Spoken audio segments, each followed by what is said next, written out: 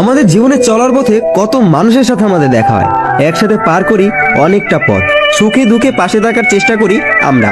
একটা সময় পর আমরা অনেক বেশি দুর্বল হয়ে পড়ি মানুষগুলোর প্রতি, তখনই সম্পর্ক শেষ হওয়ার সূচনা হয়।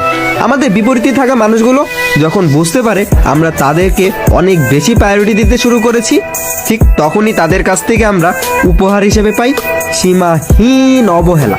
এই ব্যাপারগুলো বলে বোঝানোর মতো না। কাউকে বেশি মূল্যায়ন করতে নেই, বেশি মূল্যায়ন করলে তখন আর নিজের কোনো দাম থাকে না ওই মানুষগুলোর কাছে।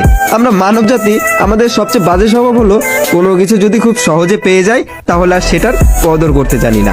আমরা যদি খুব সহজে হীরাকে হাসিল করি তাহলে হীরাকেও আমরা কয়লা ভেবে ভুল করব, আর অনেক কষ্ট যদি কয়লা আয়ত্ত করি তখন তাকে আমরা হীরার মতো মূল্যায়ন করি।